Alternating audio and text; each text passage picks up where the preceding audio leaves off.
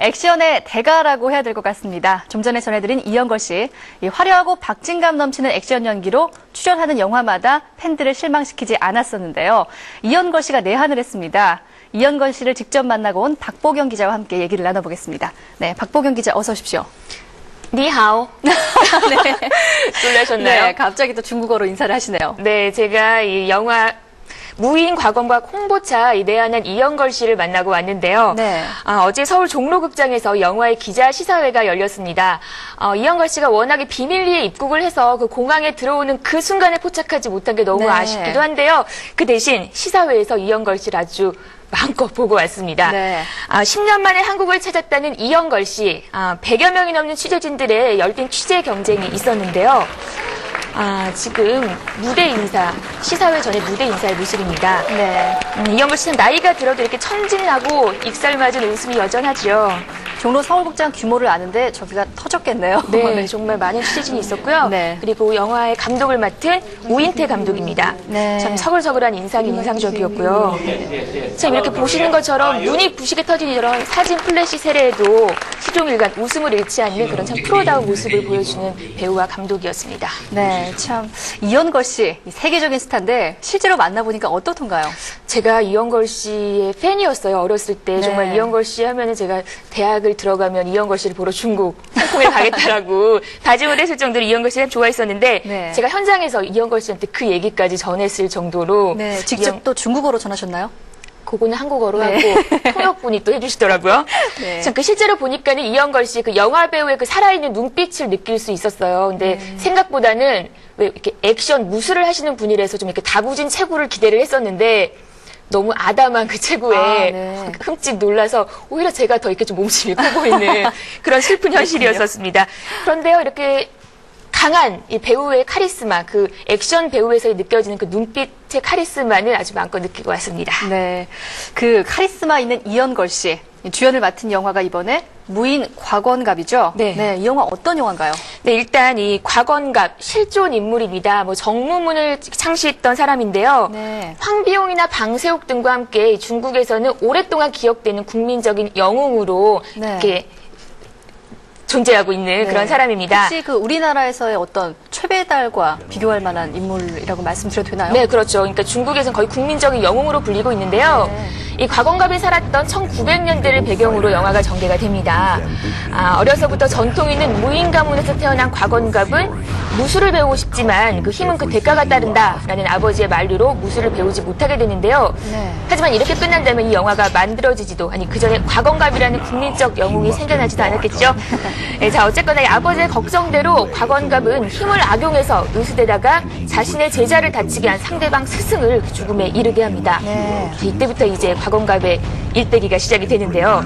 이 때문에 과건갑의 어머니와 딸은 그 상대편 스승의 아들에게 죽임을 당하는 슬픔이 전개가 됩니다.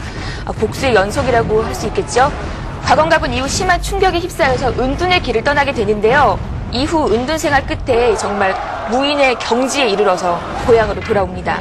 돌을 닦고 오는군요. 그렇죠. 근데 이미 이 마을을 장악하고 있는 외국 세력들, 이 중 이 거구의 미국인과의 싸움에서 과건갑이 가볍게 이 미국인을 이기게 되자 이 소문이 점점 이 중국에서 나돌아서 과건갑을 이렇게 죄송합니다. 네. 가만 놔두지 않으려는 외국인들 세력이 또 판을 치게 되죠. 네. 그 누가 봐도 불리한 4대1의 결투가 시작이 되는데 그 상대들은요. 가장 강한 주먹을 가진 복서, 또 최고의 검수를 가진 벨기에 육군 대령, 창을 든 유럽의 펜싱 챔피언, 그리고 마지막 도전자이자 가장 노련한 상대 일본 무사까지 과연 이 모두를 이겨낼 수 있을지가 그 영화의 포인트입니다. 네. 어쨌거나 싸움이라면 둘째가라면 서러워할 각 나라의 대표 무사들과 이 이영걸과의 운명적인 대결을 그리게 됩니다. 네, 이 박보경 기자 얘기를 들어보니까 스토리가 조금은 전형적이긴 하지만 굉장히 네. 재밌을 것 같기도 한데 영화를 보고 난 후에 기자들 반응은 어땠나요? 일단 이 영화를 보고 나면요,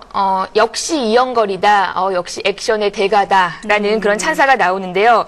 참 40을 넘긴 이번에 이영걸 씨가 44살이 됐어요, 한국 네. 나이로. 그 40을 넘긴 배우의 액션이 예전에 황비용에서 보여줬던 그 액션이 녹슬지 않았다. 이것만으로 충분히 찬사를 받을 만한데 뭐 더 나은 액션을 기대한다라기보다는 예전의 액션을 그대로 유지하고 있다라는 것만으로도 충분한 찬사를 받게 충분했습니다. 이영걸의 광팬들은요, 이 영화를 놓치지 말아야 할 것 같아요. 네, 이영걸 씨의 액션 전혀 녹슬지 않았다고 하는데 안타깝게도 그런데 이영걸 씨가 이 영화를 끝으로 더 이상은 액션 영화를 하지 않겠다 이런 말을 하지 않았습니까? 네, 참 그동안 많은 영화에서 이 이영걸표 액션을 참 좋아하셨던 분들에게는 너무나 안타까운 소식일 텐데요. 이영걸 씨의 말을 통해서 직접 들어봤습니다. 네.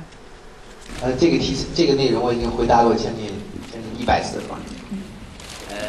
中国人也搞不清楚。我想更多的其他的国家也更搞不清楚。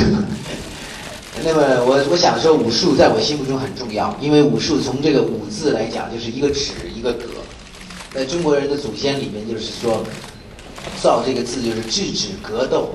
那从制止格斗以后演变出说制止格斗的技术，就是说武术后来叫武打、武功、武学，都是关于制止这个范围里去思考生命的，包括武德怎么样做人。所以这个电影用一个武术家，用他的心理，去讲述了武术所有为什么，武术的目的是什么，生命的意义是什么。到了最后，武术可以在学武术在生命里多重要。那么讲完了，能够讲到最后也讲完了，讲完了以后也没得讲了，所以这是最后一部，是这个概念。那么很多其他的电影，比如说一个警匪电影，一个科幻电影，武术只是一个包装，在电影里只是一个包装，或者是我们说动作只是一个包装，功夫只是一个包装，并没有讲它的意义。那种电影还可能会继续拍，但是武术的电影在这个电影里全部讲完了，我个人已经讲完了，我不知道还有什么好讲的。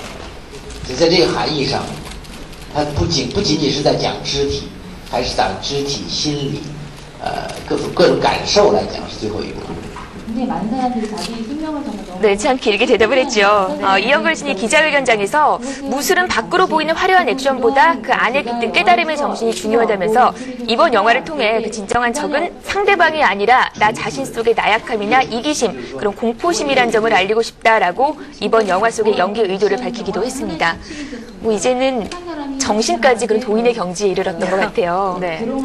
자, 그렇다면 이제는 이영걸 씨 어떤 영화에서 볼 수 있을까요? 액션 연기를 접으시겠다라고 과감히 발표를 하셨는데 앞으로는 어떤 영화에서부터 이영걸 씨를 뵐 수 있는지 좀 들어보고 싶네요. 在该看到我电影的电影里的。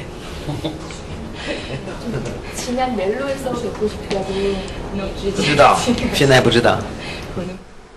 네, 지난 멜로에서 뵙고 싶다고 했더니 말을 한 거죠? 그거는 아직 아무도 잘 모릅니다. 네, 그렇게 짧게 대답을 해주셨습니다. 네, 참 이 멜로 영화에서 이영걸 씨를 보고 싶어 하시는 팬들 참 많으신데 그리고 저도 개인적으로 이영걸 씨가 멜로 영화 한 번도 안 찍지 않으셨나요? 이영걸 그렇죠. 그러니까 멜로물은 아니었지만 네. 이영걸의 보디가드라는 영화 혹시 보셨나요? 네, 제가 처음부터 끝까지는 아니고 잠깐 봤는데 좀 재밌게 봤던 기억이 납니다. 이 영화에서 이영걸 씨가 강한 액션을 보여주면서도 또 동시에 멜로 배우도 가능하다라는 그런 가능성을 보여준 영화였는데요. 네. 당시 참 많은 여성 팬들의 마음을 사로잡았던 영화입니다. 참 잔잔한 감동과 여운이 남았던 영화인데 정의를 위해서만 싸울 것 같던 이영걸 씨가 사랑을 위해서도 싸우게 됩니다. 네. 당시 이때가 1994년이었는데요. 네. 당시 케빈 코스트너 주연의 보디가드와 또 다른 감동을 주는 영화로 참 많은 팬들의 사랑을 받았었죠. 아, 이게 그때 동시에 개봉됐었군요. 예, 동시는 아니지만 한 1, 2년을 사이에 두고 개봉을 했는데 그 케빈 코스트너 주연의 보디가드의 여운이 채 가시기 전에 이영걸 주연의 보디가드가 나왔었죠. 그리고 이 영화도 이영걸 씨 작품 중에서 빼놓을 수가 없습니다. 영웅이죠. 네, 장이모 감독이 메가폰을 잡았던 영화인데 춘초 전국시대를 배경으로 중국 전국시대를 천하통일 눈앞에 둔 영정, 진시황을 암살하려는 무술 고수들의 얽힌 이야기인데요.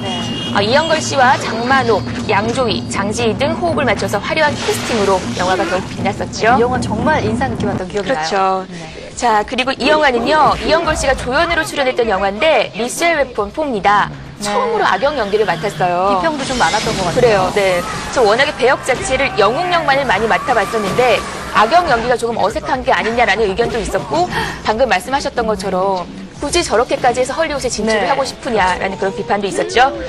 그런데 게다가 이 영화에서는 이영걸 씨의 빠른 몸 동작 때문에 카메라의 그 감독이 이영걸 씨의 그 몸 동작을 그 순간에 포착하는데 좀 어려움이 있었다고 합니다. 그 정도로 또 네, 워낙에 몸이 날쌘돌이라서 대단하네요. 네.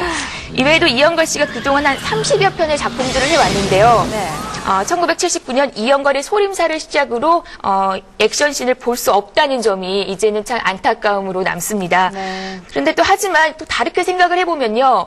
이영걸 씨가 좀 더 넓은 영역에서 우리에게 폭넓은 연기를 보여준다는 점은 우리가 좀 더 다양한 곳에서 이영걸 씨를 만날 수 있는 그런 또 기쁜 소식이 되지 않을까 싶습니다. 네, 그렇군요. 어떻게 생각하면은 오히려 더 좋은 소식일지도 모르겠습니다. 네, 오늘 박보경 기자와 함께 이영걸 씨 이모저모를 들어봤는데요. 마지막 액션 영화가 될지도 모르는 무인 곽원갑, 국내 팬들에게도 좋은 반응을 얻을 수 있길 바라면서 네, 박보경 기자와는 여기서 인사를 나눌게요. 참 그리고요. 네.